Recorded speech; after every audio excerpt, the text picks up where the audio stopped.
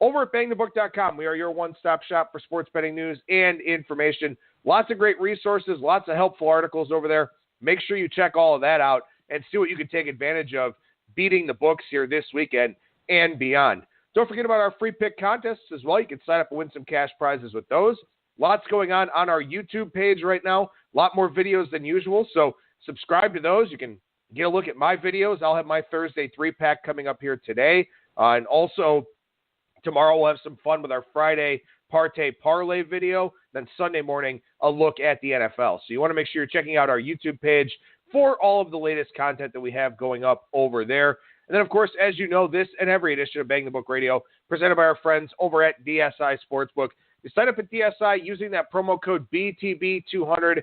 Good for a 100% deposit match bonus up to $500 for the sportsbook, and the same thing for the live casino at BetDSI. It's only a game until you bet it. Two guests on the program here today. The first, professional handicapper Brad Powers from BradPowersSports.com. Brad, how's it going today, man? It's going well. How you doing on this fine Thursday morning?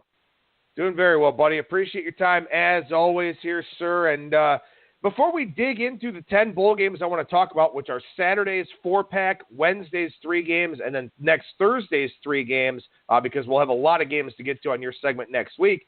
Overall bowl impressions, anything standing out to you here so far?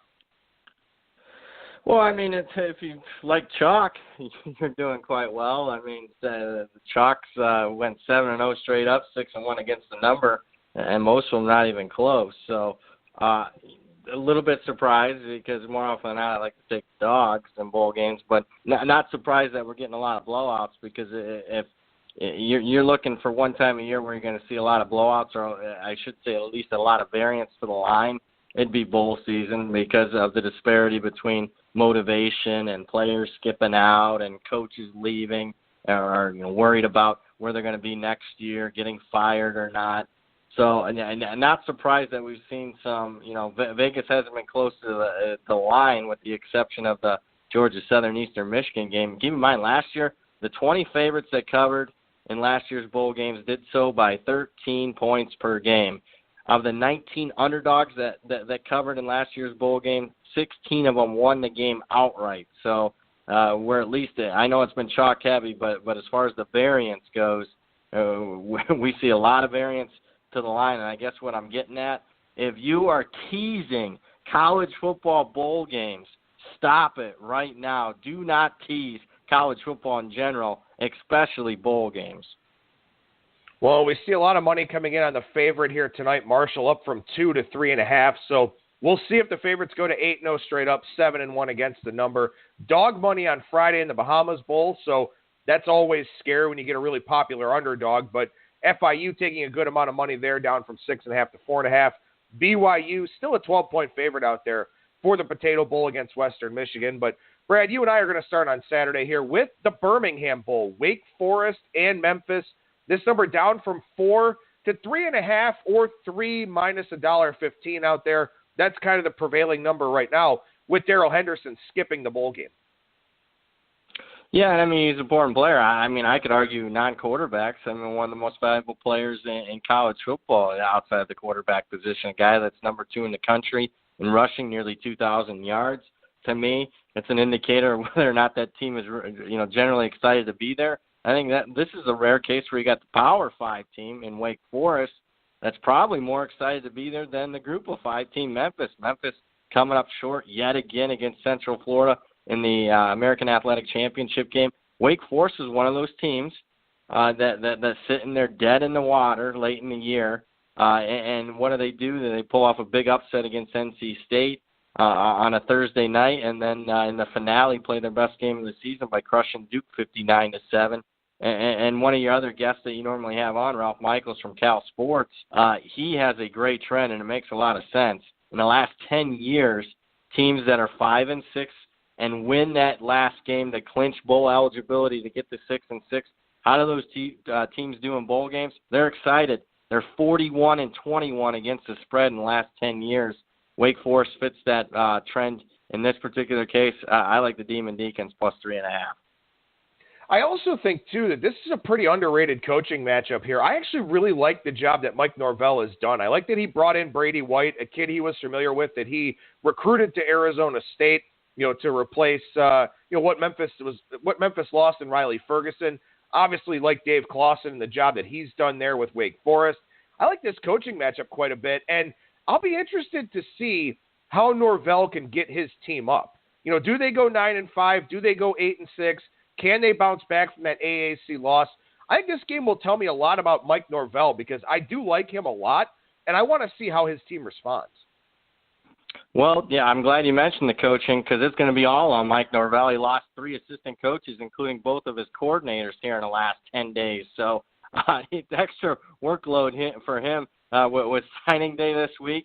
And then obviously preparing for a game, a very stressful week for Mike Norvell. I agree with you. I'm most surprised he doesn't have a bigger job at this point yet. But, I would say coaching edge just from a man-hours aspect in favor of Wake Forest for this one.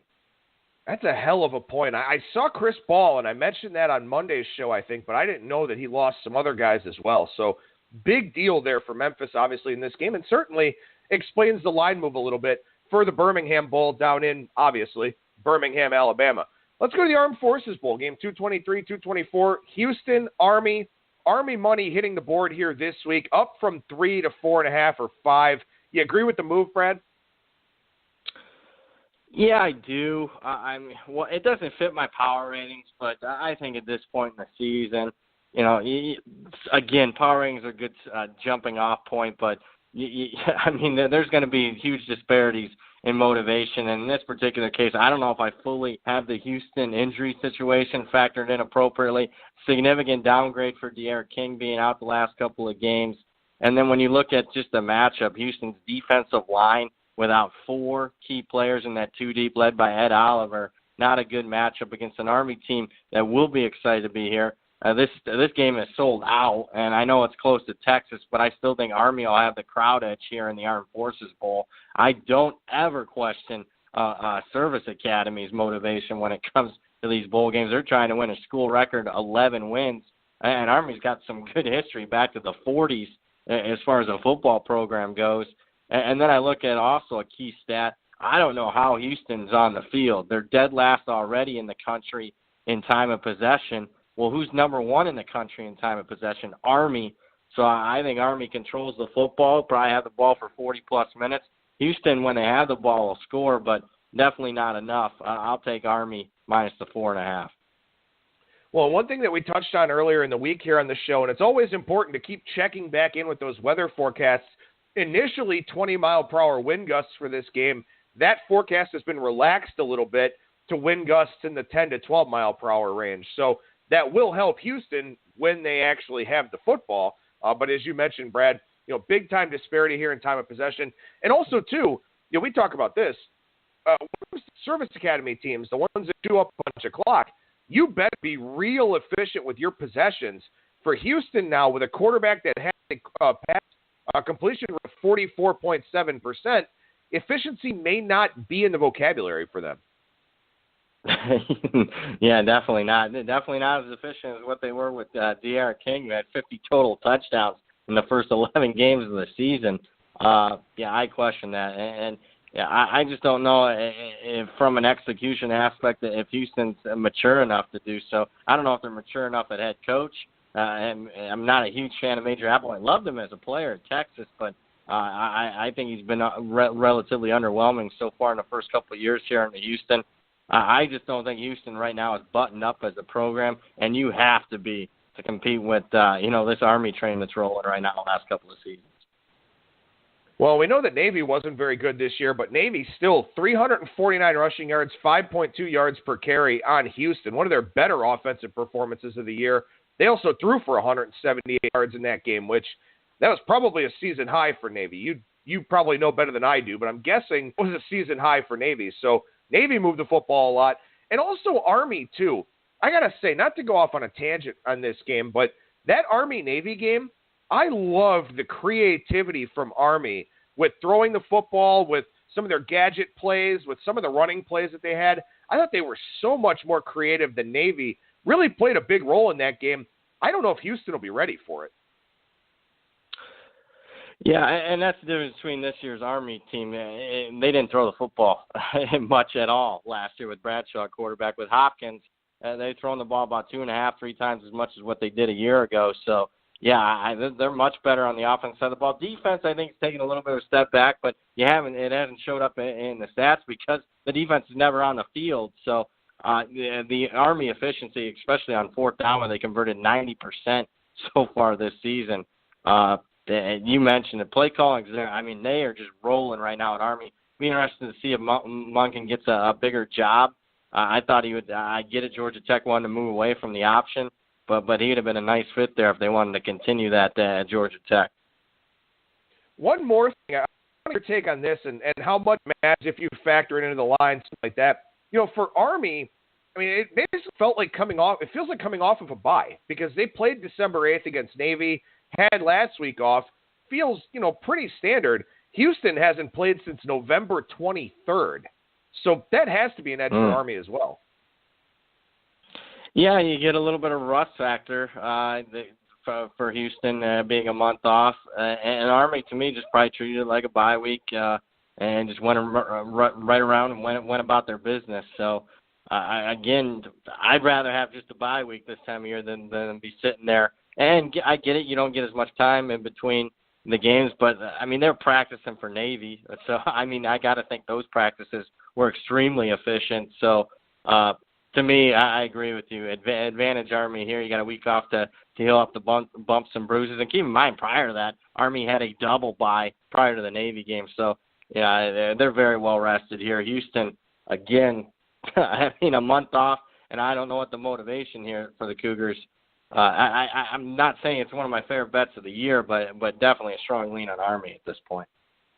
All right, let's go to Buffalo versus Troy in the Dollar General Bowl. I've been in the South. My wife is from the South. I can tell you that you cannot throw a rock in any southern town in any direction without hitting a Dollar General. So pretty fitting sponsor here for this bowl game. Really good game, I think, here. I think this is probably the best game of Saturday with Buffalo, a slight favorite down in Alabama against Troy.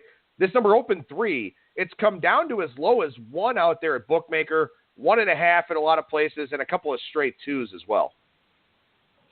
Yeah, and I'm on the Troy side here. I like Troy quite a bit, but I do want to mention I got to bet a better number. 3 being a key number. Although I can't be hypocritical here. I just said that we have more variance and the lines don't matter as much bowl season. So. At this point, with a low line, might as well just bet Troy on the money line. To me, I think Troy will have a significant crowd advantage here, that they're less than 3 hours away in a football-hungry state in the state of Alabama. Buffalo's more than 1,100 miles away. I get it, Buffalo's only in a bowl game for the second time in the last decade, so they should be relatively excited. But I also think Buffalo might still be smarting from that loss in the MAC championship game where they blew a 19-point lead.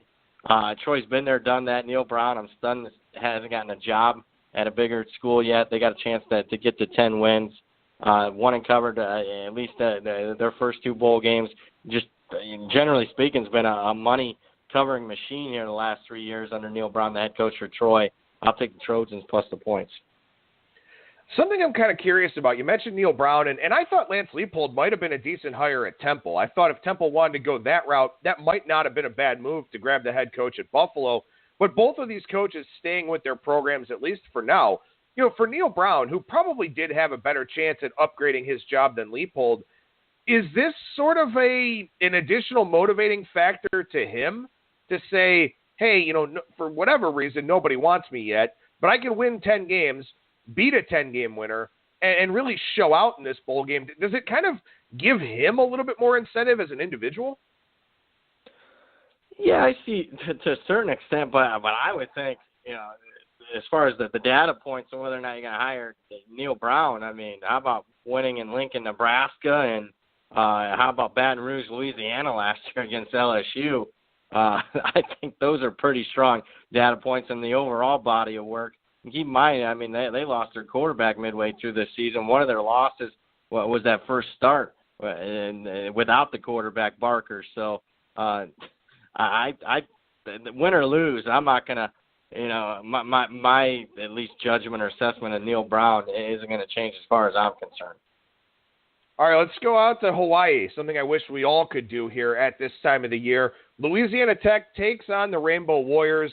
Hawaii, 1-point favorite. Seems like this line could be trending down towards Pick'em now. It opened 2-1 across the board. There is one Pick'em out there at BetOnline, but it's pick minus $1.25, so effectively -1. What do you think about the Hawaii Bowl here with Skip Holtz taking an underachieving Louisiana Tech team out to the islands?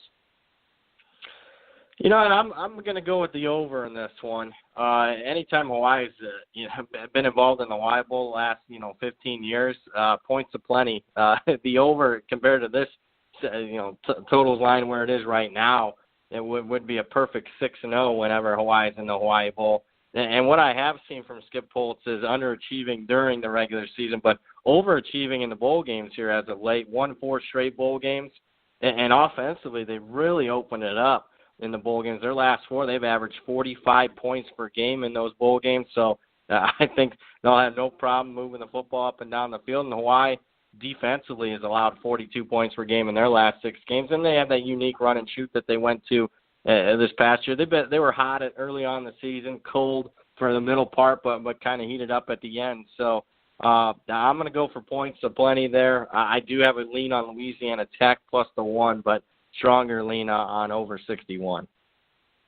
All right, let's tap into some bowl games we haven't talked about yet here on the show. We'll go to next Wednesday, December 26th, Boston College and Boise State in the First Responder Bowl. This used to be the Heart of Dallas Bowl, but this is down at the Cotton Bowl in Dallas, Texas. Boston College getting some love here. This number was 3.5, down to 2.5, and even some 2s at a place like Pinnacle, one of the sharper offshores out there. So Boston College definitely getting the preferred action here so far.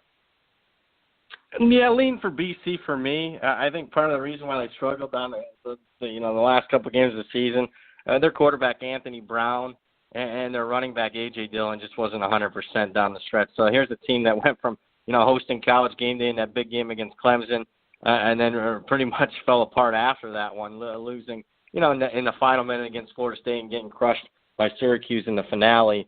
To me, they're going to be a little bit healthier, so lean on Boston College for me. Although I'm stronger for me is on the under, and I get it. BC's skill position guys are going to be healthier, and both teams like to run a little bit pace, but just matchup-wise, both teams prefer to run the football. Boston College ran the ball 62% of the time this year. If you watch Boise State in their last couple of games, it was old school. Alex Madison, the running back left. Alex Madison, the running back right. He had 77 carries in the final 2 games alone.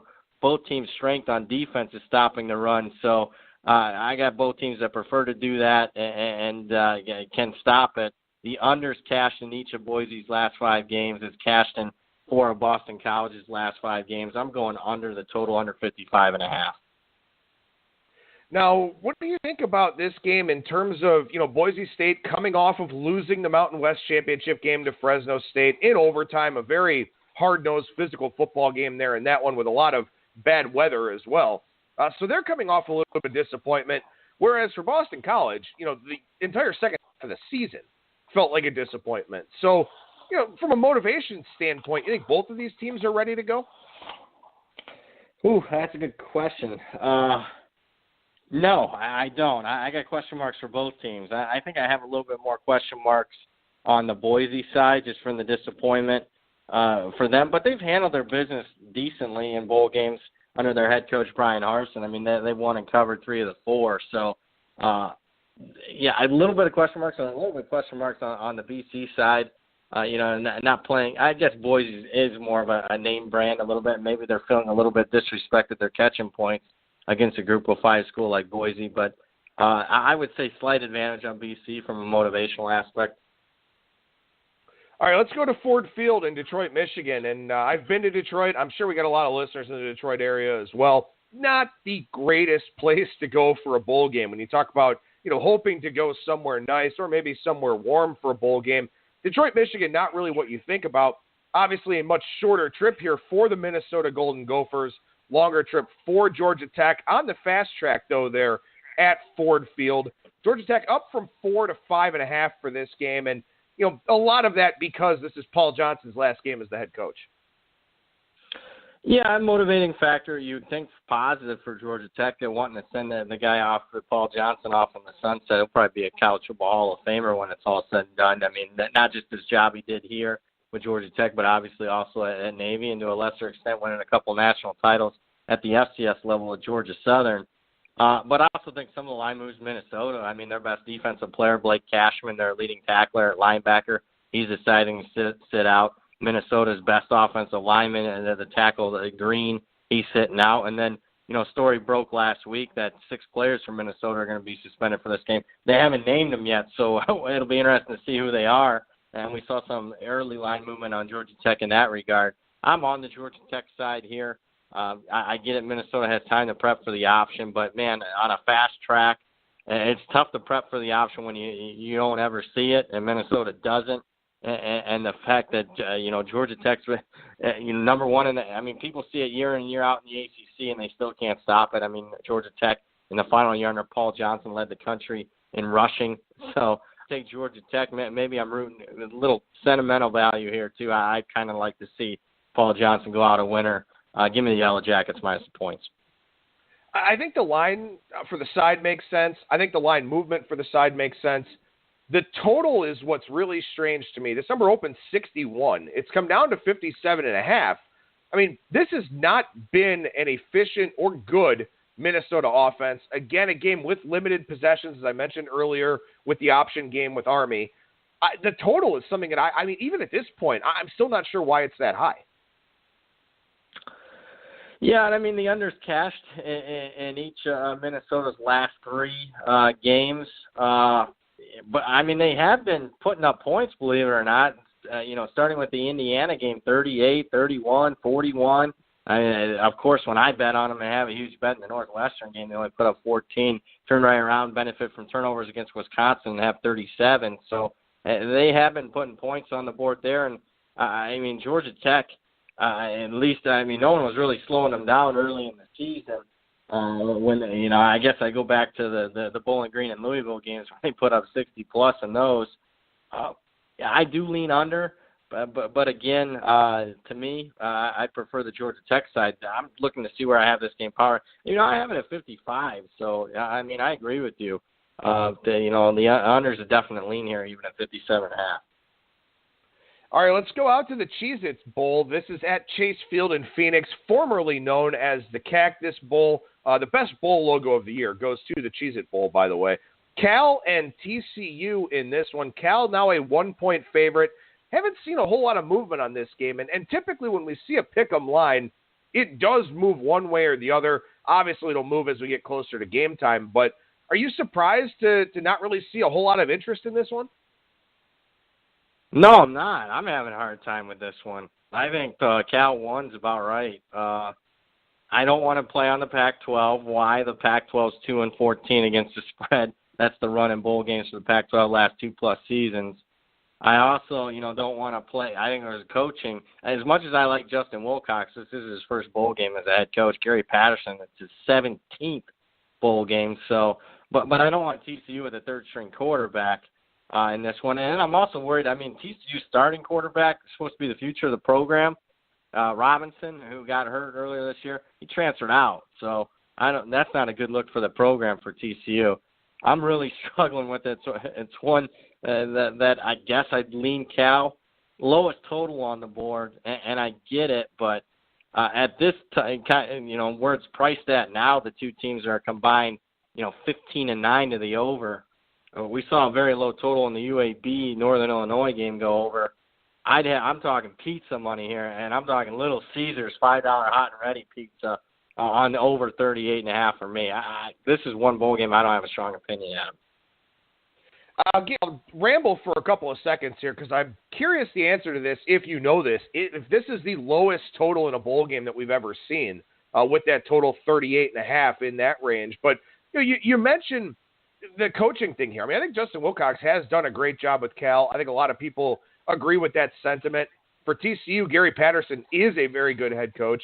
TCU, a chance to go 7-6, which we talked about already, something that teams do kind of get excited about there. So, maybe this game surprises all of us and winds up being better than we think. But also, I think from a watchability standpoint, of the 40, 39, or 40 bowl games, this one's probably about at the bottom. Yeah, from watchability aspect, no question. But very important for both as far as the future of the program. So I hope both come ready to play. I don't have that, and I don't know that one off the top of my head as far as lowest bowl total. But I'll tell you what, I'll tweet it out later today and get you an answer. It's the lowest total that I can remember in quite some time. I think there was a TCU Michigan State game from 5-6 years ago that was quite low. But, 38.5 is as low as we've seen. And we've seen some relatively low numbers, even though scoring's up in college football, generally speaking, the last 5-6 years. We had an Akron, Northern Illinois game in midweek that was really low. Earlier this year, that went over the total. So I'd be careful. Generally speaking, I like to play under the lowest total and over on the highest total. But in this particular instance, I did look this up, Adam, when I was doing research on the game. As far as games this year, totals games priced at 41 or lower in Division I football, FBS and FCS this year. The over is 31 and 22. So and these low totals have generally went over this season. All right, good stat there. As we transition to Thursday, December 27th, the Walk-Ons Indepence Bowl in Shreveport between Temple and Duke. And despite Matt Foley doppelganger Ed Foley with a very spirited press conference about Temple, there's a pretty significant coaching edge for the Duke Blue Devils in this game. And yet, this line's gone from Temple -3 to Temple -4.5. Yeah, and I'm going to take Duke. Are you kidding? David Cutcliffe's 8-2 against the spread in bowl games. And one of those ATS losses, I think, was one of the worst beats in the history of college football, the bowl game against Cincinnati. I had Duke in that one. I'll remember it was one of the games I bet. I wasn't betting as much as I do now, but that was one where I took off the rubber band and had one of my bigger bets of the year on Duke in that game. And I'll never forget that as long as I live, how they didn't cover the spread in that game against Cincinnati. Scott Van Pelt, that's the game that started this whole bad beat segment. And the highlights of that one is at the top of the show each and every week. So to put that in perspective, so Cutcliffe, extremely good in bowl games. Ed Foley, I'll give him credit. This is not his first, it's his second. But how'd he do the first go-around? Temple lost outright as a 10.5-point favorite against Wake Forest. And I loved Wake Forest in that one from a couple seasons ago when he was the interim. I get it. Duke looked miserable in that finale, losing 59-7, but I think we're catching value off of I think that was the biggest disparate result against the spread this entire season. The fact that Duke was a double-digit favorite and lost 59-7, I can't think of a bigger one this entire season. 60-some points off the Vegas line. The Buckeyes would be against Purdue or Iowa last year is something that comes relatively close to that, but I'll take the value on Duke. I get they're a little bit banged up. They could get one of their linebackers back, and we'll see he's questionable. He's one of their leaders as far as the defense goes. I think Daniel Jones will have success against that Temple defense, similar to UCF had success. Houston had success. Buffalo, all good dual-threat quarterbacks that had success against the Owls. I got a head coach against a really good head coach, a Hall of Famer against an interim. It hasn't worked out. The interim coaches look pretty good this past Saturday, but I think more often than not they won't. So I'll take Duke plus the points. All right, let's go out to the Bronx here. Miami and Wisconsin, New Era Pinstripe Bowl at Yankee Stadium. I imagine it'll be a little bit of a pro-Miami crowd here for this one. But this is Miami, a 3-point favorite, opened 4. Now we're down to 3. So Wisconsin getting a little bit of interest here. Does that surprise you? Wait, hold on. Was that Miami will have the crowd advantage? I think they will. They barely have the crowd advantage when it's not a big game at home. They're not going to travel to New York. I get it, there might be some alumni there, but no, I'll tell you what, we can have a friendly bet when there'll be more red in that stadium than whatever other colors are out there for Miami. You want a friendly $5 bet on that? That's fine. We can do that. Okay. Wisconsin will travel more than Miami. I'm not too surprised. Miami, one of their best players is out. Willis, at the defensive line, he's one of the better defensive linemen in the country. And boy, if there's a spot where I don't want to be out against Wisconsin, both teams are extremely disappointing. But Wisconsin, at least one thing they can hang their hat on is that offensive line and running back Taylor, the nation's leading rusher, nearly 2,000 yards. He's the best player on the field. And now my best defensive lineman's out for Miami. I don't think that's a good look. I don't know if I can trust either team's quarterback position. I mean, if you're talking why did these teams vastly underachieve this year, it comes down to quarterback play. Pathetic for both teams. Hornibrook still has more experience, and I still think if he can play and be healthy, he'd be the most reliable. I think Manny Diaz still coaching is probably a positive for Miami. They want to send him off a winner. Those defensive players really love him. He's off the temple, but he is going to coach in this game. I was one of the people that took Wisconsin above the 3-point spread here. I got Wisconsin plus 3.5. At 3, I don't like it as much. I would also lean under here as well in this game at 48. All right, let's go to the Texas Bowl then, where I know we won't have a disagreement on the crowd edge because it's going to belong to Baylor in the city of Houston here. A much shorter trip for the Bears than it is for the Commodores, who they don't have much of a home field advantage presence either when they're in Nashville. So interesting game here between a couple of programs that are both looking to go 7-6. Matt Rule with an impressive turnaround at Baylor. Anytime Derek Mason takes Vanderbilt to a bowl game, it's a strong season for them. Vanderbilt's a 4-point favorite in this one. What do you think about the game? I lean on Baylor, although outside of the crowd advantage, I can't really hang my head around Baylor having a significant edge in any particular spot. Jalen Hurd, their leading receivers, out for the game. I mean, the crowd's got to be worth a couple of points, but Vanderbilt was damn good to close the season. I mean, they did close with 5 straight covers, although sometimes you get a little bit pricey when you've been making money at the end of the season. I think both teams are relatively excited to be there. Both teams won that stat I gave earlier on in the segment, but as far as play on teams that clinch bowl eligibility in their final game of the regular season, both did so. Vanderbilt over Tennessee and Baylor getting that win over Texas Tech. So I think both are excited. Both need a win.